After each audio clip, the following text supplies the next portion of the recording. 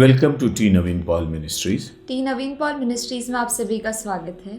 Once again, we are here with you for a new series of the Bible studies. और एक बार फिर हम आपके साथ हैं कि हम बाइबल स्टडीज की एक नई अध्ययन को करें। Today, we are going to deal with the 46th episode of our study on the book of Revelation. और आज हम प्रकाशित वाक्य की पुस्तक से हमारे 46 एपिसोड को लेंगे। We have already seen 45 episodes. और हमने 45 एपिसोड देख लिए हैं। Now, the 46th episode depend upon the third and fourth verse of the 15th chapter of the book of Revelation. और 46 एपिसोड जो है वो हमारा प्रकाशित वाक्य की पुस्तक उसके अध्याय 15 और इसके तीसरी और चौथे वचन से है। And in the last episode, we saw how God encourages the worship of God's people in heaven.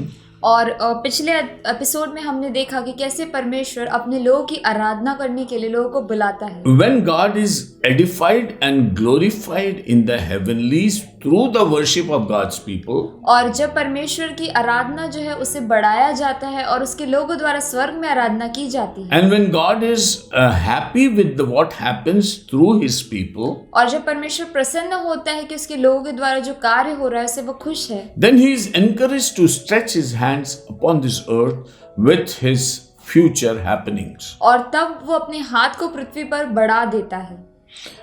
Now, in the verse 3, we had seen that the heaven is open. और तीसरे वचन में हमने देखा कि स्वर्ग खुल गया।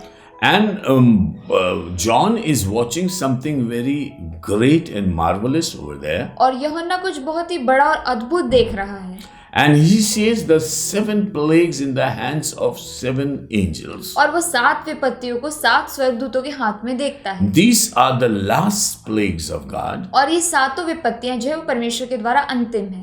And this will complete the wrath of God. और ये परमेश्वर के प्रकोप को पूरा कर देंगी।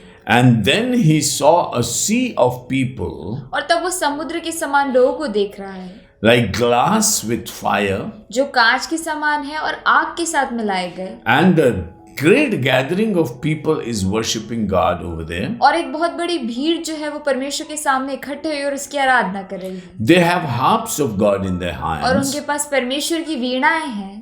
and they are singing a very specific song, और वो लोग एक विशेष गीत को गा रहे हैं, the song of Moses and the song of the Lamb. और जो मूसा का गीत है और मेमने का गीत है। This encourages God to send the angels to put the vial of wrath or the cup of wrath upon this earth. और इसके कारण जो है परमेश्वर अपने स्वर्गदूतों को भेजता है कि वो उनके कटोरे जो है प्रकोप से भरे हुए पृथ्वी पर उंडेले। So what is the subject matter of the song? तो इस गीत का मतलब क्या है? The half part of the verse 3 says और तीसरे वचन का पहला भाग जो है वो ये कहता है that there is a song of Lamb and Moses being sung, कि परमेश्वर के दास मूसा का गीत और मेमने का गीत गाया गया। but the second half of the verse talks about the subject matter of the song. और जो उसका दूसरा भाग है वो उस गीत के अर्थ को यहाँ पे बताता है।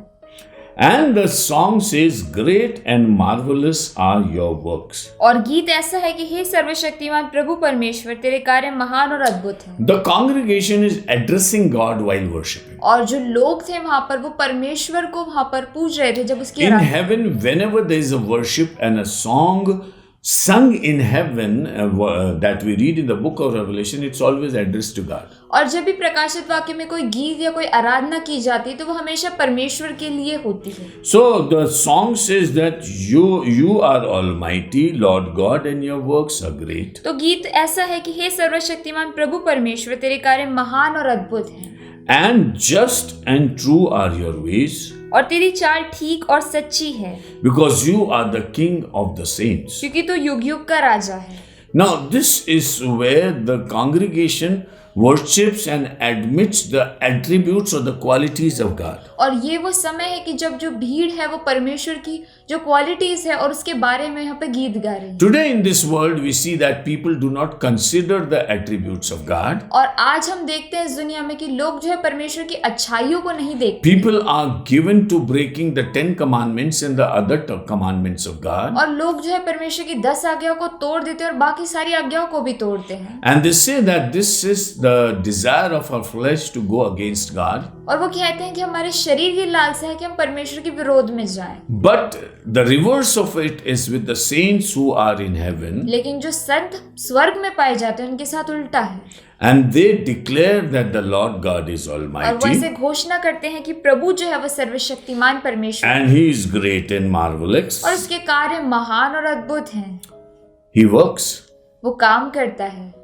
Now, people singing that God's works are great has a lot of meaning. और लोग गा रहे हैं कि परमेश्वर के कार्य जो है वो महान है, उसका बहुत ही बड़ा अर्थ है। Normally, people who worship a dysfunctional God, a God who is not active, और ज्यादातर लोगों से जो लोग आराधना करते हैं ऐसे परमेश्वर की जो कार्य नहीं करता, they do not talk of the works of God. वो उसके काम के बारे में बात नहीं करते। But we see that when the day of Pentecost came, और हम देखते जब पेंतेकोस्त का दिन आया and everybody was filled with the Holy Spirit, और हर एक जन पवित्र आत्मा से भर गए and tongue of fire came and rested upon each one of them. और आग जैसी जीभ आई और हर एक के ऊपर आकर ठहर गई। The only thing that they did was they were praising the great works of God. और एकमात्र कार्य जो उन्होंने किया था वो परमेश्वर के महान कामों की चर्चा कर रहे We थे। can also recognize where we stand in our worship. और हम ये भी सोच सकते हैं कि हम अपनी आराधना में कहाँ खड़े होते A हैं। lip service is not going to help us to reach the true worship. और होठों की सेवा जो है वो हमें सिद्ध आराधना तक नहीं ले जाए। But we need to praise God because He does great works for us. लेकिन हमें परमेश्वर की आराधना इसलिए करनी क्योंकि वो महान कार्य करता है। Amidst all the tensions and the problems and issues of this और world, सारी चिंता परेशानियों के बीच में भी we become a victor over them. हम जयवंत हो जाते हैं। And the Spirit of the Lord gives us grace to worship Him because of His great works. और परमेश्वर का आत्मा में अनुग्रह देता है कि हम आराधना करें इसके महान कामों के कारण। There are two categories of people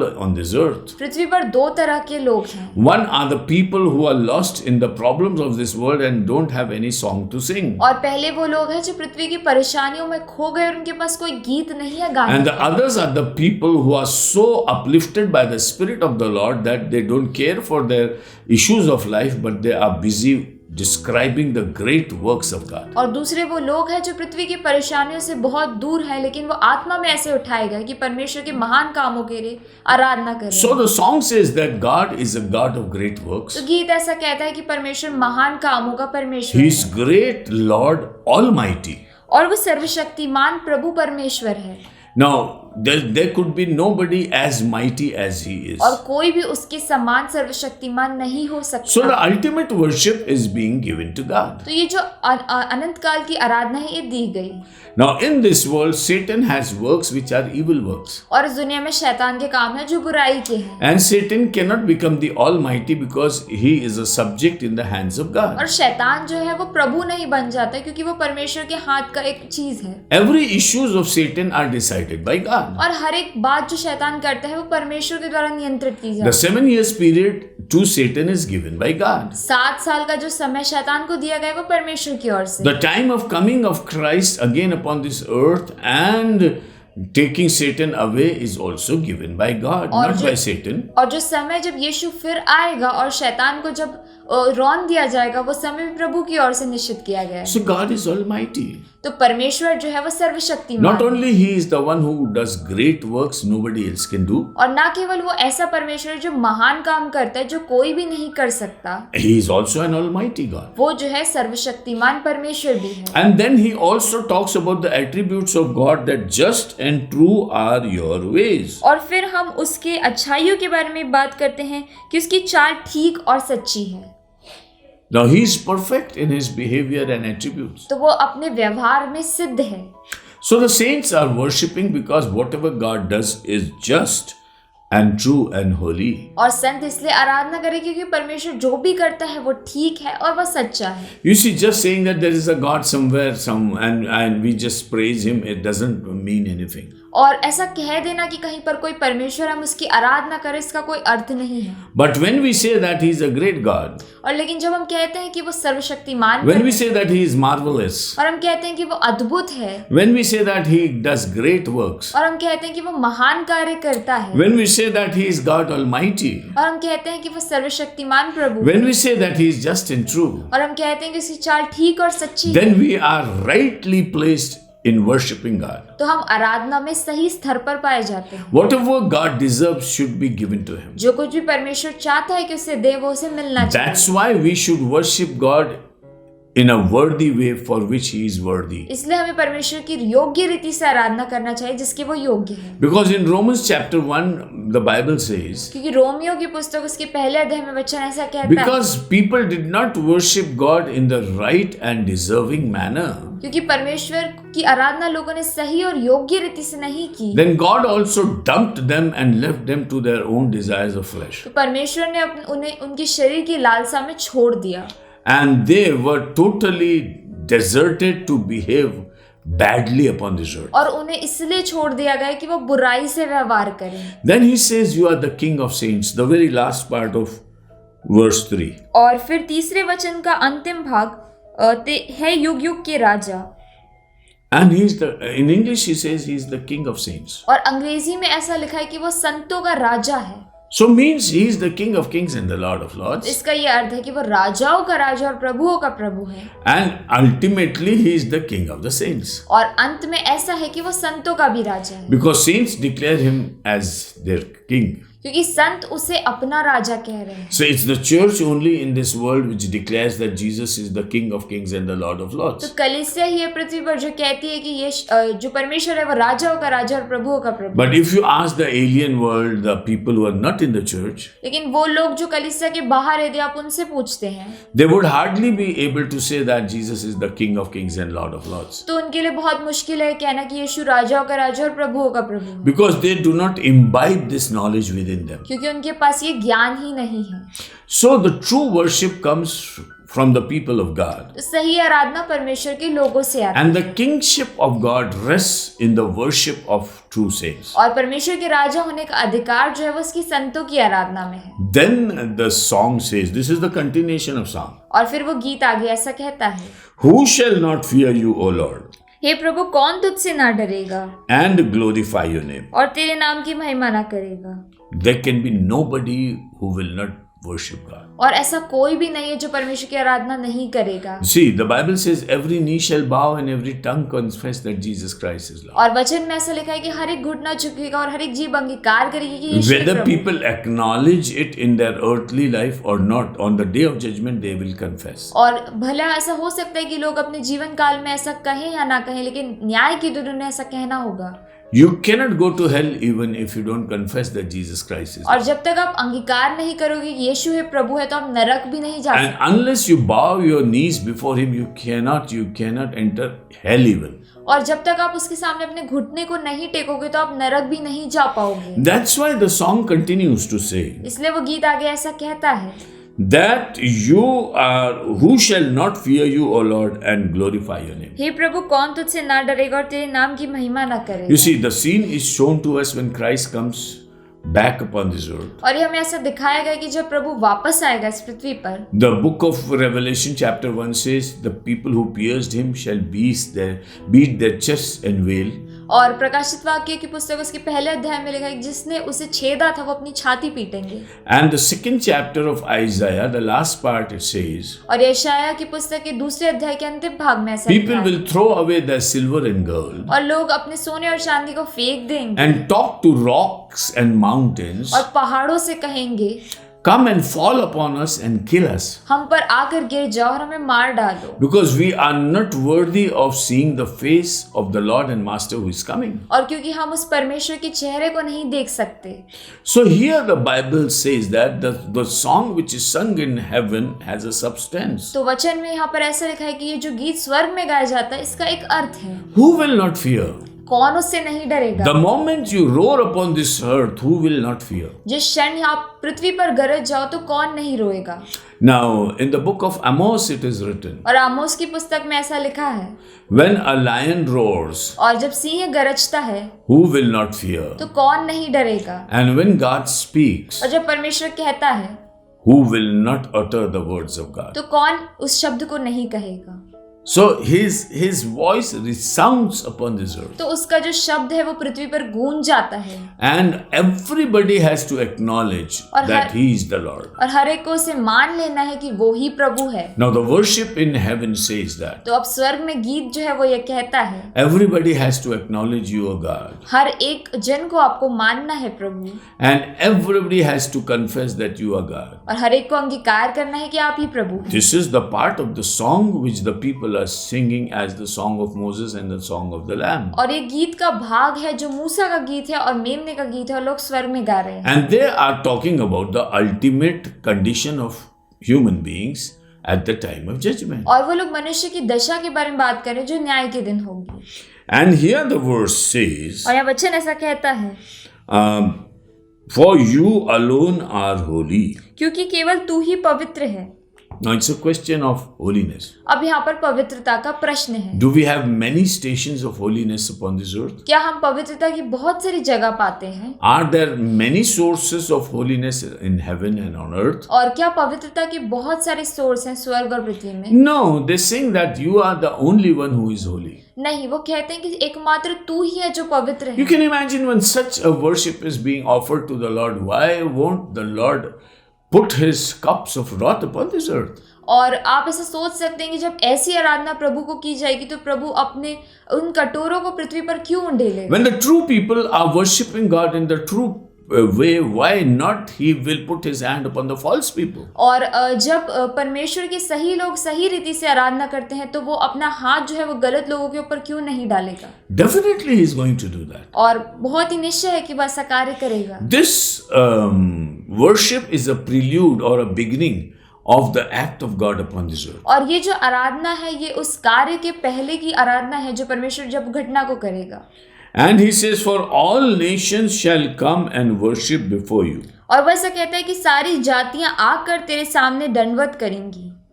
So the world over, every kindred and every kind of people are going to come and bow before तो God. दुनिया भर की जितनी जातियां जितने लोग हैं वो प्रभु के सामने आकर दंडवत करेंगे। In the worship in chapter 4 and 5 of the book of Revelation, प्रकाशित वाक्य की पुस्तक 4 और 5वें अध्याय में we find a crowd, a numberless crowd standing before God. और हम एक बड़ी भीड़ को देखते हैं जिसका कोई अंक नहीं है, वो And परमेश्वर के it सामने comprises of people of every caste, color, creed and tribe of this earth. और वो हर एक जाति हर एक भीड़ में से लोग जो है वहां पर इकट्ठे हुए। So the representative of every kind of people upon this earth will be in heaven. तो जितने भी लोग पृथ्वी पर पाए जाते हैं उनके जो रिप्रेजेंटेटिव है स्वर्ग में होंगे। It means that God says that his coverage is global and there is no people who are left from worshipping और God. इसका ये अर्थ है कि परमेश्वर जो है वो पूरी दुनिया का परमेश्वर, कोई भी उससे छूटा नहीं गया। And every tribe and every nation will come and worship और हर God. एक जाति और कुल जो है वो उसकी आराधना करेगी। Some will worship God to go to hell and others will worship God to go to heaven. कुछ लोग इसलिए आराधना करेंगे कि वो नरक जाएं और कुछ लोग इसलिए कि वो स्वर्ग जाएं। Because at the seat of judgment every tongue will confess. क्योंकि न्याय के दिन जो है हर एक जीभ अंगीकार करेगी। Who can stand without a confession is the question. कौन बिना अंगीकार के खड़ा रहेगा, ये प्रश्न है। And the people would be very, very uncomfortable because they did not honor the Lord, but at the last they had to confess. और लोगों को बहुत बुरा लगेगा क्योंकि उन्हें जीवन भर परमेश्वर का आदर नहीं किया, लेकिन अंत में उन्हें अंगीकार करना पड़ेगा। But there is a blanket declaration of God for this earth. लेकिन पृथ्वी के लिए एक खुली घोषणा है। Is there any human being upon this earth who will not bow before God? और क्या ऐसा हो सकता है कोई मनुष्य है जो परमेश्वर के सामने दंडवत नहीं करेगा? Everyone has to bow and confess. हर एक को उसके सामने झुकना है और अंगीकार करना And है। this is the subject of worship over here. और ये है आराधना का विषय। And the people are saying, God, we worship you because everything is in your hands and everybody has to confess what we are confessing. और लोग ऐसा कह रहे हैं यहाँ पर कि प्रभु हम आराधना इसलिए करते हैं क्योंकि सब कुछ आपके हाथ में है और जितने भी लोग हैं उन्हें भी ये सब बातों को स्वीकार करना है जो हम कह रहे हैं। And the way we are worshiping you is like putting you in the right place on the right throne. और जिस तरह से हम आराधना कर रहे हैं वो सही तरीके की आराधना है, वो सिद्ध आराधना है जैसी आपकी होनी चाहिए। And that's why we worship and adore you, O Lord. और इसलिए प्रभु हम आपकी आराधना करते हैं। And here says, और यहाँ पर ऐसा लिखा है the last part of verse 4, और 4 वचन का अंतिम भाग, for your judgments have been manifested. क्योंकि तेरे न्याय के काम प्रकट हो गए हैं। Now, when the judgments are not manifested, और जब न्याय के काम प्रकट नहीं हुए थे, people have to say so many things. और लोगों को बहुत सी बातें कहनी थी, But once the judgment of God is manifested, लेकिन एक बार जब परमेश्वर के न्याय के काम प्रकट हो गए, nobody can say anything to anybody. कोई भी कुछ भी नहीं कह सकता, All people have to confess the greatness of God. और सब लोगों को परमेश्वर की महान कामों की चर्चा So करनी। it's like putting the whole creation, every human being, in the presence of God and declaring that yes, He is the true God. और ये ऐसा है कि परमेश्वर ने जितने लोगों को सृजा है, सब कुछ उसकी आराधना करे और कहें कि वो सच्चा परमेश्वर है। Whether you were in a negative mode doesn't matter. Ultimately, you have to come to a positive mode and confess. हो सकता है कि आप नकारात्मक स्वभाव में होंगे, लेकिन अंत में आपको सकारात्मक स्वभाव में आना है और आराधना करना है। Now He says in verse 5, और अब 5वें वचन में वो ऐसा कहता है, After these things I looked, और इन सब बातों के बाद मैंने देखा, and behold, the temple of the tabernacle of the testimony in heaven was open. कि स्वर्ग में साक्षी के तंबू का मंदिर खोला गया। Now there were a sea mingled with glass and fire, अब वहां पर एक समुद्र था जो आग और कांच के साथ मिलाया and गया, people were standing with their harps, godly harps, और लोग वहां पर परमेश्वर की वीणाओं के साथ खड़े थे, and they were singing the right thing in the right spirit before the Lord. और वो लोग सही बात सही आत्मा में परमेश्वर के सामने कह रहे थे। And this worship resulted in some special act of God. और इस आराधना का जो काम था वो कुछ विशेष हुआ। When these things happened, after these things, और ये बातें जब हुई, इन बातों के बाद, we do not know for how long this worship went. हमें नहीं पता कब तक ये आराधना चली, But it was God who decided that the worship is over now. लेकिन परमेश्वर ने ऐसा निर्णय किया कि अब आराधना समाप्त Now हो। it is the time to work. अब ये कार्य करने का समय है। So he says in verse 5, after these things, तो 5वें वचन में ऐसा लिखा है कि वो कहता है इन बातों के बाद, before these things, the tabernacle wouldn't have been opened. इसके पहले जो तंबू था वो खोला नहीं गया था, But when the worship was over, लेकिन जब आराधना खत्म हुई, and after these things, I looked and behold, the temple of the tabernacle of the testimony in heaven was open. इसके बाद मैंने देखा कि स्वर्ग में साक्षी के तंबू का मंदिर खोला गया। Now this is a very special temple. और अब ये विशेष मंदिर है। You see, we talk of the temple and also of the tabernacle. देखिए, हम मंदिर के बारे में भी बात करते हैं और तंबू के बारे में बात करते Temple of the tabernacle. हैं। तंबू का मंदिर।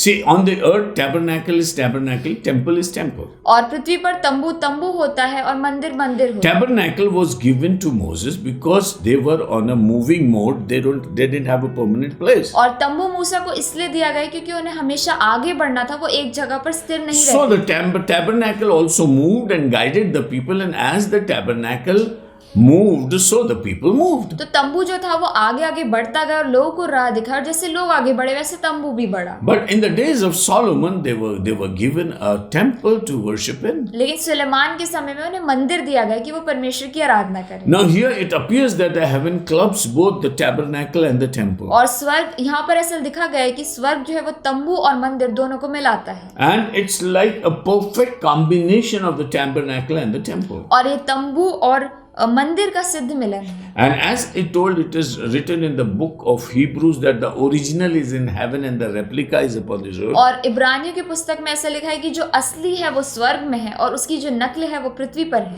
So the tabernacle on this earth, we do not know where it is. It is finished. तो हम नहीं जानते कि तंबू जो पृथ्वी पर है वो किधर है या वो खत्म भी हो The सकता है। temple on this earth is not standing in its place today. और मंदिर जो है पृथ्वी पर पाया जाता है वो इस समय इस जगह पर नहीं है। People are weeping on the wailing wall, trying that the temple could be rebuilt. और लोग जो है वो रोने की दीवार पर रो रहे हैं कि मंदिर फिर से बनाया But the जाए। tabernacle in heaven and the temple in heaven can never be moved. They are in their own places. और तंबू जो है जो स्वर्ग में है और मंदिर है वो कहीं भी नहीं ले जाया जा सकता। So the ultimate and the best is in the heaven. तो अंतिम और सबसे अच्छा जो है वो स्वर्ग में है। But whatever is upon this earth suffers because of the attitude and the sins of man. और जो कुछ पृथ्वी पर पाया जाता है वो दुख को भोगता है क्योंकि मनुष्यों के पापों के कारण। So the tabernacle is no more. We don't know where the tabernacle has gone. और तंबू जो है पृथ्वी पर नहीं है, हम नहीं जानते कि वो कहाँ है। And we do not know where the ark is. और हम नहीं जानते कि वो आर्क कहाँ पर है। But there is a tabernacle in heaven. लेकिन स्वर्ग में एक तंबू है।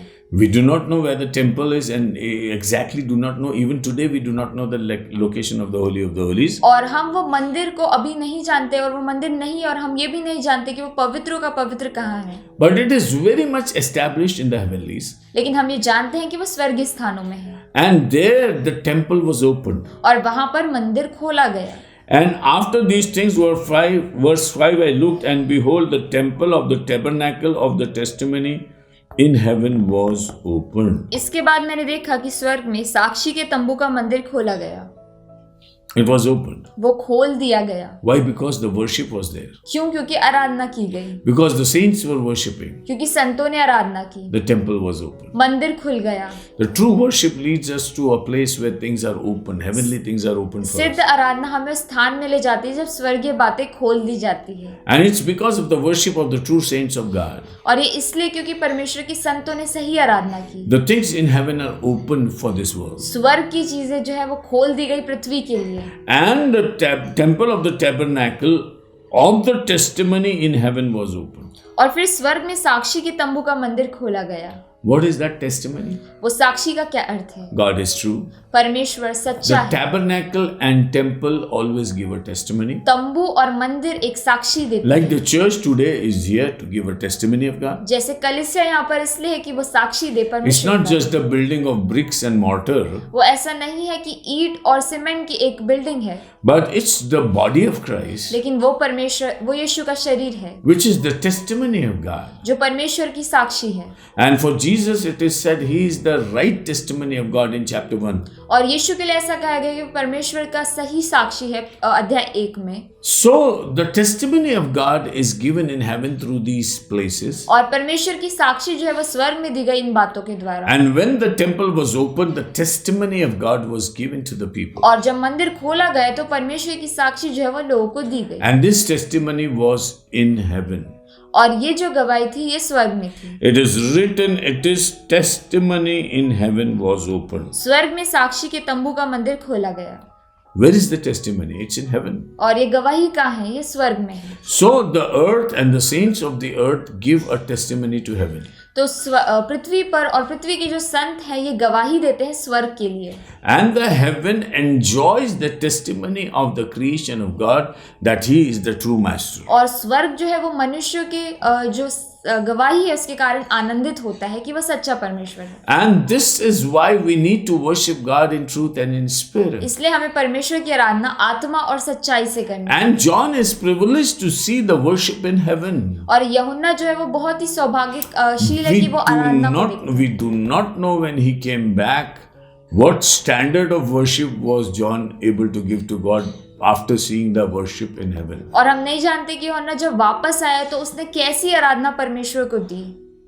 Because he had already experienced the heavenly worship. क्योंकि उसने पहले ही अद्भुत स्वर्गीय आराधना को So experience. if we experience the heavenly through our sainthood, क्योंकि यदि हम स्वर्गीय बातों को अपने संतों के जीवन के द्वारा समझ लेते हैं then we get the high standards of God, heavenly standards in our heart. तो हम स्वर्गीय स्तरों को अपने हृदय में जान लेते हैं. And we don't depend and live in this world according to the desire and understandings of this world, तो हम इस दुनिया की समझ के सहारे नहीं जीते, but we live according to the glorious things that we have seen in God. और हम परमेश्वर की महिमा करने वाली बातों के अनुसार जीते हैं. Every believer has a heavenly touch in his life. हर एक विश्वासी के जीवन में कुछ स्वर्गीय बात Let's try to live in the heavenlies. आइए हम कोशिश करें कि हम The स्वर्ग. book of Revelation teaches us. प्रकाशित वाक्य की पुस्तक हमें सिखाती है Let's uplift the heavenly हम स्वर्गीय स्थानों को उठा के रखें so that we do not get lost into this world. ताकि हम पृथ्वी में खो ना जाएं. And whatever is shown to us through John in heaven, और जो कुछ भी हमें यूहन्ना के द्वारा स्वर्ग के बारे में दिखाया गया, may we be so